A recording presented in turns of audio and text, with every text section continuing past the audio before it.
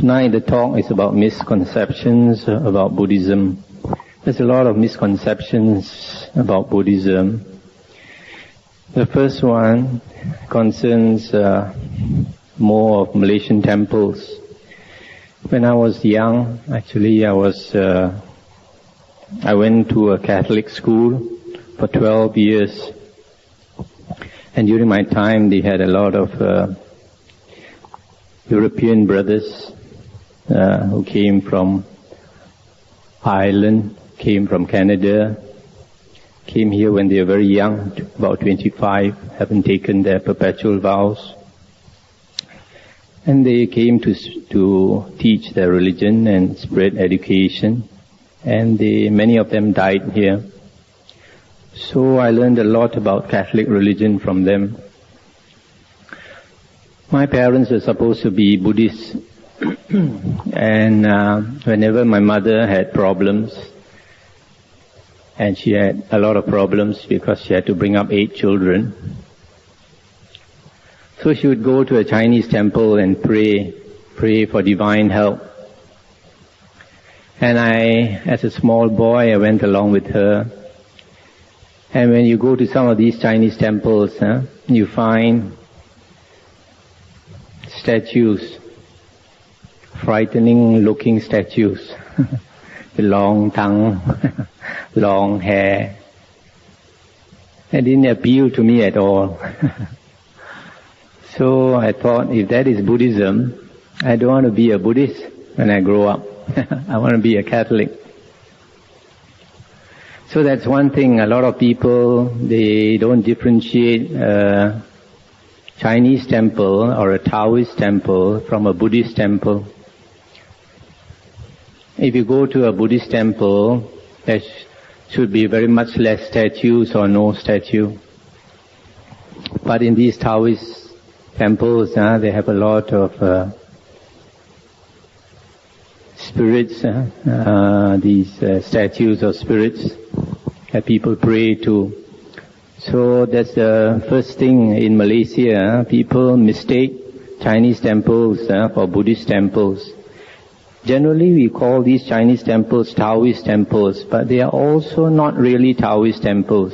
If you go to a real Taoist temple, as I've been to one in Petaling Jaya, Jalan Gasing, you find on the altar nothing. There's an altar, but there's nothing on the altar. The Taoists, they don't pray to statues. It's what we call nowadays Taoist temples. They are also a degeneration of Taoism. Just like nowadays there's a lot of degeneration of Buddhism. And a lot of things that people think is the Buddha's teachings is actually not the Buddha's teachings. So that's the first thing. You have to differentiate a Chinese or a Taoist temple from a Buddhist temple. The second thing is a lot of people think that idol worship is part of Buddhism. Idol worship is not a part of Buddhism. It seems that for 500 years after the Buddha passed away, there were no statues, there were no idols. Nobody prayed to idols. Even a statue of the Buddha, nobody made, because they understood the Dhamma. They understood that the Dhamma was to be practiced, that everything was inside. Everything depends on the inside, on your mind, not on external things. So a lot of so-called Buddhists come to the temple or the Buddhist society to pray. What in Chinese we call Pai Fo, right? Pai Hut, But that is not the practice of Buddhism, not to pray, but to swear for, right? Swear for is to study the Buddha's teachings, to walk the path that the Buddha walked, and which the Buddha encouraged us to walk, to minimize our suffering, and if possible to end our suffering totally. So the statues that you find in a lot of temples like Kuan Yin, the goddess of mercy, Amitabha Buddha, I think here, Medicine Master Buddha, all these are not part of original Buddhism. They are part of Mahayana Buddhism. and they are also part of Tibetan Buddhism, but they are not part of original Buddhism. Kuan Yin actually, what we call Kuan Yin in Sanskrit is Avalokitesvara. And this word Avalokitesvara, the last word is Iswara. Nowadays you look at proton cars, they put Iswara. Actually the word means God. The word means God. So Avalokitesvara is the God who contemplates the sounds of the world. And the earliest statues of Avalokitesvara that came over to China was a statue of a man with a moustache, a bit of a beard. And then the Chinese people thought, this God is supposed to be very compassionate. The man's heart is not as compassionate as a woman's heart, right? So they changed Kuan Yin from a man to a woman. And they created stories about how Kuan Yin manifested in China, the daughter of a fisherwoman, a fisherman. So that's one story of Kuan Yin. Another one, another legend, that Kuan Yin was reborn as the princess in China. One of the princesses in China was supposed to be very compassionate, so they said she was a Hua Shen, Kuan Yin Hua Shen, right? Manifestation of Kuan Yin. So that is all not part of original Buddhism. Amitabha Buddha, according to a Mahayana book I've seen, was supposed to be a Persian god, Persian sun god. So because the sun sets in the west, so they say that this Amitabha resides in the west every day, comes up in the east, will go back to the west, right? So that is why this Amitabha is known as the Buddha of limitless light, right? Amitabha, Amitayas, it means limitless light. So all these grew up later. It is not part of original Buddhism. Medicine Master Buddha also. So you have to differentiate a lot of these later additions that came into Buddhism, which were not part of the original Buddha's teachings. So actually, originally there were no statues, no idol worship, and this is what we are trying to do in our new monastery in Timor. We're not going to have any idols, not going to have any Buddha images. Because some of our supporters, they were astonished. They say, how can you have a temple, a monastery without a Buddha statue? This is what we are going to do. Okay, another thing, another misconception about Buddhism is that life is destined by, maybe in other religions they say destined by other things, but some people think that our life is destined by karma. What is karma? Karma, in Sanskrit it is karma, K-A-R-M-A. In Pali it is kamma, K-A-M-M-A. And karma means intentional action. If you do any action with intention, premeditated, then because you use your will, you have to answer for it. If you make others happy, then you will receive happiness in return. If you make others suffer, you will suffer in return. So that is basically the law of karma. In Christianity, they say, as you sow, so shall you reap, right? So, now, there is a sutta. Sutta means a discourse of the Buddha, called the Chula Kamma Vibhanga Sutta. Somebody came and talked to the Buddha and asked the Buddha, why is it people in the world are all different?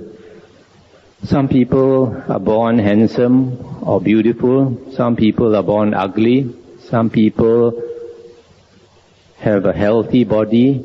Some people have a very sickly body. Some people have a short life. Some people have a long life. Some people are born intelligent. Some people are born stupid. Some people born into a wealthy family, they seem to have a lot of blessings, and other people are born to a poor family where they are looked down, etc. So what is the cause why people are born differently? So the Buddha said it is because of past life karma. If a person had a very bad temper, always gets angry easily, then that person is likely to be born ugly. Why? Because if you are always angry, then when you are angry, you are fierce, right? So your face becomes fierce. You contort your face with rage, with anger, each time you are angry. So if you make it a habit, every day you do it, so it's very logical that you will be born with an ugly face. But if a person is of a very sweet nature, if you try to annoy him, he doesn't lose his temper, he just smiles. So that person we say is very sweet. That kind of person, because he's very sweet, he or she will be likely to be born beautiful. We say beautiful.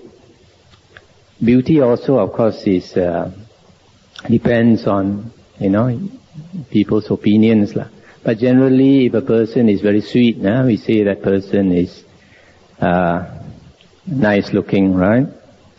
Now, if a person kills, say for example, a person likes to go hunting, kills unnecessarily, and makes other beings' life short. So the result is when the person is reborn, the life will be short. That's why you find some people, even when young, they get cancer.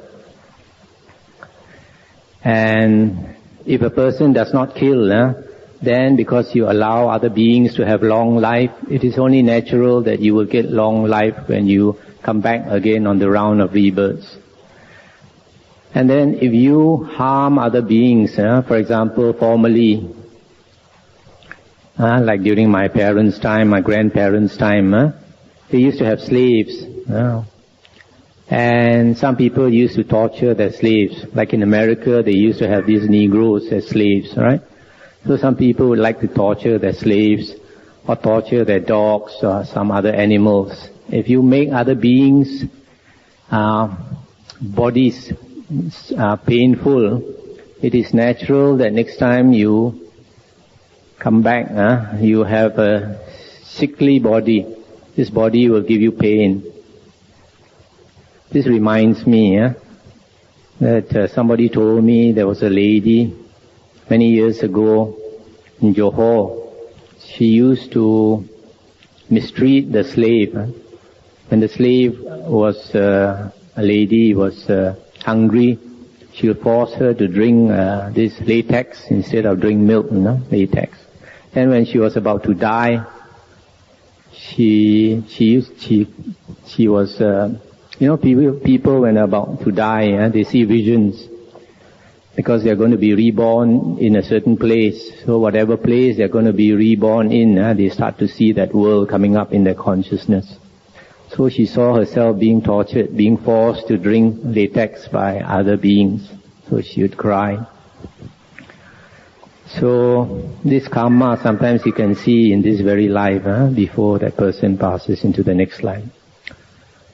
So if you torture other beings, you will likely to have a sickly body. But if you don't harm other beings, then because you don't make the body suffer, you'll have a very healthy, strong body. Now, if you don't know something, you don't investigate, you don't ask, or if in addition to that you drink liquor, spoil your brain, then you're likely to be born not so intelligent, stupid. But if a person inquires, if you don't know something, you ask, you investigate, you take the trouble to investigate, and then you don't take liquor to spoil your brain, and especially if you meditate, you clear your mind, you sharpen your mind, then the next time you come back, you will be born intelligent, wise. If a person is very respectful of elderly people, of teachers, of monks, etc., then those worthy of respect. Then when the person comes back, the next birth, that person will have a good, born into a good family, where people would respect that person. For example, some people are born as a prince, a son of or daughter of a king or a sultan. And if a person is very sombong, very proud, always look down on others, and does not show respect to others at all, then that person is likely to be born into a low family. For example, like there we have Aborigines in this country, and if a person is very helpful towards others, so very generous, very charitable, then next time when that person comes back, it's very likely that person either will be born wealthy or that person can become rich very easily. But conversely, if a person is very selfish, doesn't help others at all, then that person is not likely to be wealthy. If that person is not charitable. For example, you can see sometimes two persons open the same type of shop down on the street, and one person's business is very good, another person's business is not very good. So you can think that person who used to help others, that person creates a good affinity with others. So when that person opens his shop, a lot of people would come to him because he has this affinity with other people. So this is the law of karma, that a lot of our life is governed by our previous lives. But not everything is due to previous life. I give an example. Suppose you have Form 5, all the students try to get 10 A's in the exam. So suppose you have three types of students. The first type of student, he doesn't want to study at all. Maybe he goes here and there praying, but he doesn't want to make any effort to study. Can he get 10 A's? Definitely not, right? Now the second type of student works very hard to get 10 A's, but unfortunately this second type of student is not very intelligent, born not very intelligent. So he might get 2 or 3 A's, but he won't get 10 A's. But the third type of student is born very smart, very intelligent, and he puts in the effort, burns the midnight oil, and he can get 10 A's, right? So you see this third type of student that can get 10 A's, two things helps that person. The first one is being born intelligent. That is previous life karma. Okay? And then working very hard is present life karma. So two things must work together. What you want, you must have that blessing from the previous life to help you. And in addition, you make the effort in this life. So then you can get what you want. So it doesn't mean that everything is destined from the previous life. Maybe 70% of our life is determined from previous lives, but another 30% is determined from this life. Now, in one sutta, one discourse of the Buddha in the Anguttara Nikaya, the Buddha said there are certain things in this world that everybody wants, but which is very hard to get. For example, to be born beautiful or handsome, to be healthy, to be happy, to have a long life. And then after that to get a good rebirth. These are the things that everybody wants. But the Buddha said it's very hard to get. And the Buddha said these things are not to be got by vows or prayers. If you keep praying, or you make vows, or even you think about it every day, you are not going to get what you want. The Buddha said, if it were possible to get you what you wanted by prayers or vows or thinking about it every day, then why is there so much suffering in this world? Right? There's a lot of suffering in this world if you take the trouble to look around, and you find that almost everybody prays, right? But the Buddha said, to get what you want, you must walk the path that will lead you to get what you want. And this path is determined by karma. For example, if you want long life, then don't kill. If you don't kill, then you don't have to pray for long life. You will get long life. If you want to be born handsome or pretty, then don't have a nasty temper. Don't always get angry. Then you be very sweet and you will be born very sweet. If you want to be happy, have a very happy life, then give happiness to others. And that happiness will come back to you very naturally without having to pray for it. But if you give suffering to others, and then when suffering comes to you, you start calling heaven for help, no help is going to come. If it were possible that heaven is going to help us, why are those beings suffering in hell? So, the Buddha said, we have to understand the law of karma. What we sow, we will reap in return. So if we understand that, then we should be very careful of our actions. The Buddha is supposed to be the best doctor in the world, the best physician. And he is teaching us preventive medicine. Before you get sick, take the steps of not falling sick. After you get sick, it's too late.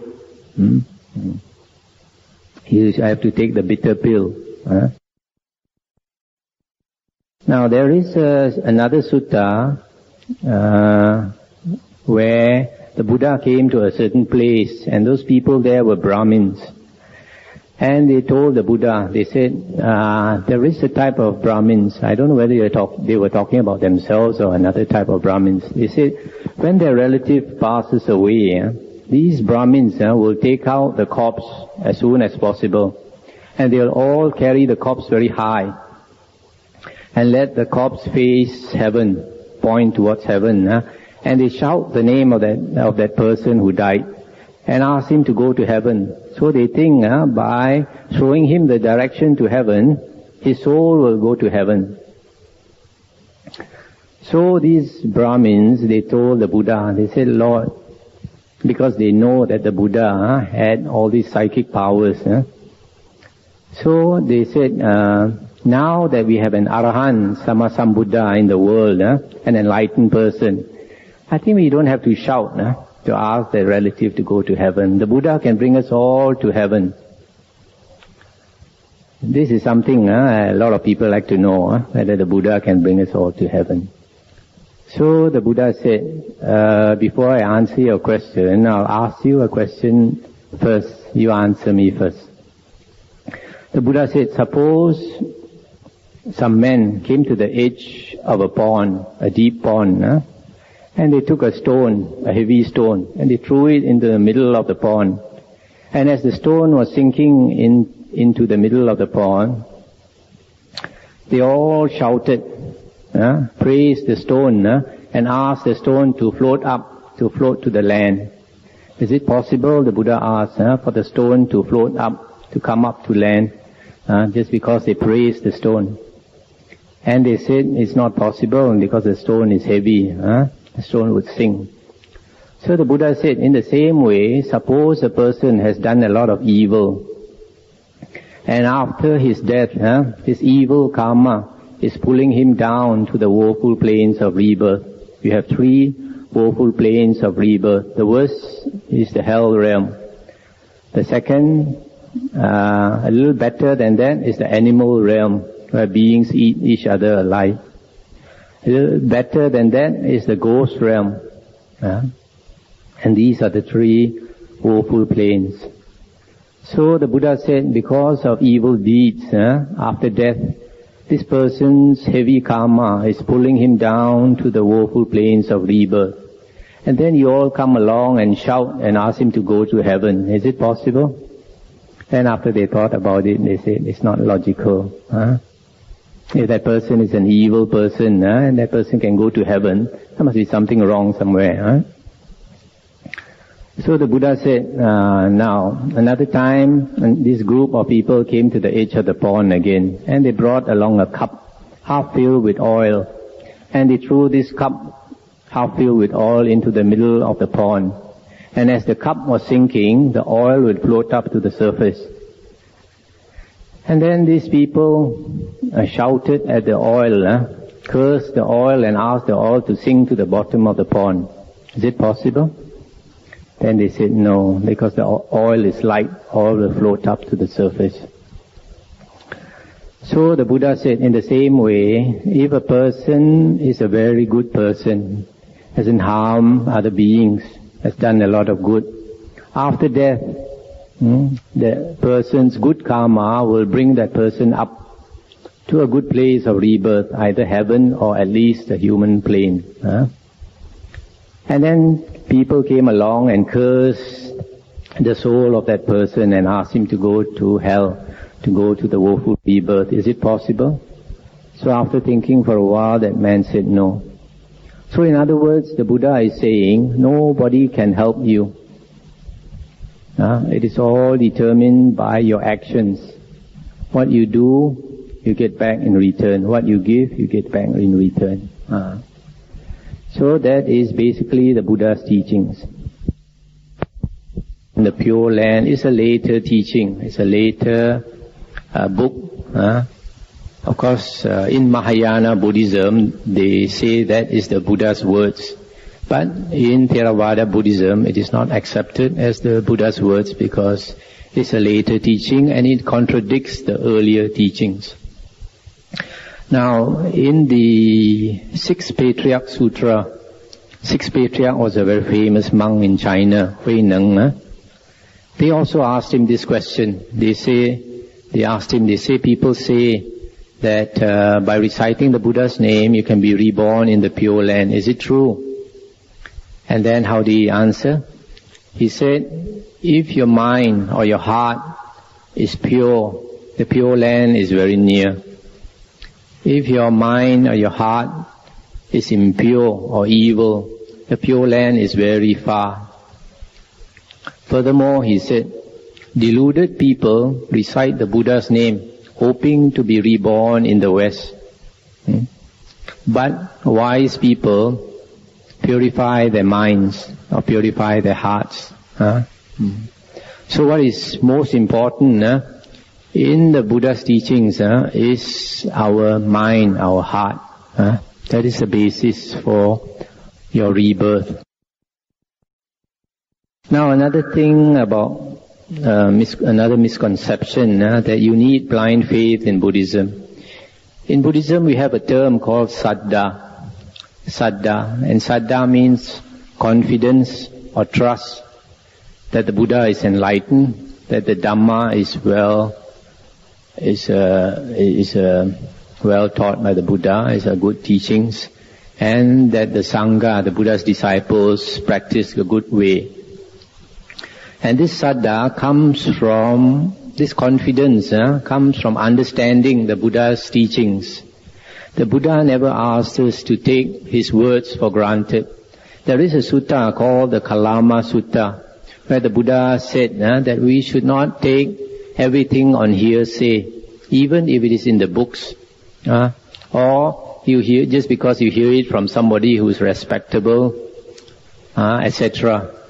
But the Buddha said, investigate, think about it, and then if you see that it is true, then only accept it.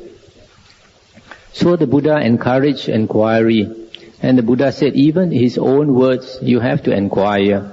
Don't just take it for granted. Possibly because the Buddha had the wisdom to see that in the future there will be a lot of books claiming to be the Buddha's words.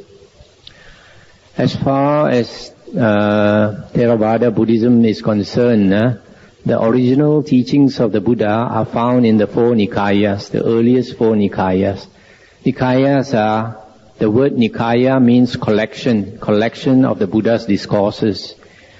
Actually, there are 5 Nikayas, but the last one is a later addition. It's supposed to be a minor collection. Khuddaka Nikaya is the 5th Nikaya, but it has grown to be the largest Nikaya. The first one is the Digha Nikaya, D-I-G-H-A. That's the long discourses of the Buddha. There are 3 books, and altogether there are 34 long discourses. And the second Nikaya is the Majjhima Nikaya, middle-length discourses. There are also 3 books, and the total number of discourses is 152. The third one is the Sangyutta Nikaya, collection of short discourses grouped according to the topic. 5 books there, and you have about 2,000 suttas because they are short. The fourth one is the Anguttara Nikaya. Anguttara Nikaya is the short discourses of the Buddha grouped according to the numerically.